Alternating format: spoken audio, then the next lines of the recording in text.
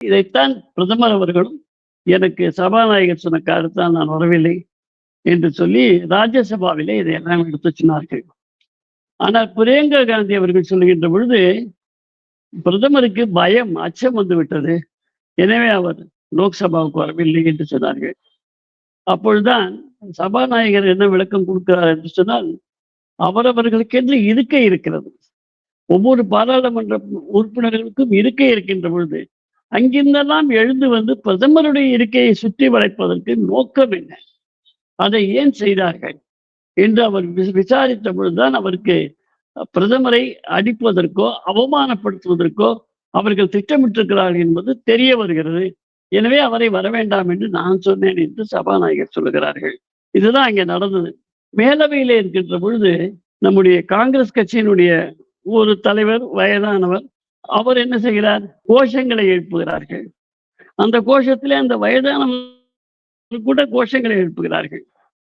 அப்போ அந்த மாதிரி கோஷங்களை எழுப்புவதனால குழிப்பறித்து விட முடியாது என்று சொல்கிறார்கள்.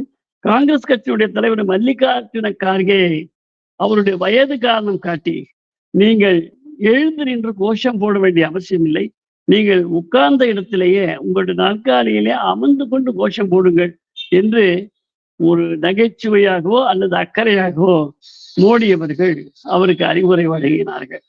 இதையெல்லாம் நேற்று மாநிலங்களவையிலே நடந்த சம்பவங்கள். அதனால மோடி அவர்கள் பஞ்சாபிற்கு ஒரு முறை சென்ற பொழுது அவருடைய உயிருக்கு ஆபத்து ஏற்பட்டது.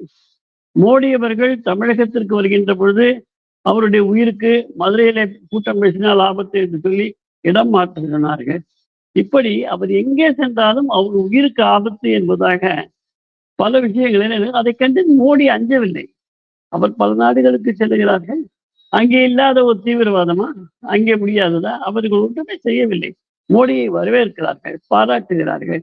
அனைத்து நாடுகளும், இஸ்லாமிய நாடுகள் உட்பட அனைத்து நாடுகளும், ரஷ்யா உட்பட கம்யூனிஸ்ட் நாடு ரஷ்யா வரவேற்கிறார்கள் மோடியை. ஆனால் இங்கே இருக்கக்கூடியவர்கள் தான் கம்யூனிஸ்ட் என்ற பெயராலேயும் மைனாரிட்டிகள் என்ற பெயராலேயும் அவர் மீது ஒரு வெறுப்புணர்வை தூண்டிவிட்டு அவரை அடிக்கப் போகின்ற அளவிற்கு இங்கே சூழ்நிலையை உருவாக்கி கொண்டிருக்கிறார்கள். எனவே நாடு இதுவரை கண்டிராத அளவிலே ஒரு பிரதமரையே இழிவுபடுத்தி தாக்குகின்ற அளவிலே செல்லுகின்ற ஒரு நிலை ஏற்பட்டிருக்கிறது. இதுதான் முதல் முறை. 75 ஆண்டுகள் 76 ஆண்டுகள்ல ஒரு பிரதமரை தாக்க முனைவது இது முதல் முறை. இது மிகவும் கண்டனத்திற்குரியது, வருத்தத்திற்குரியது.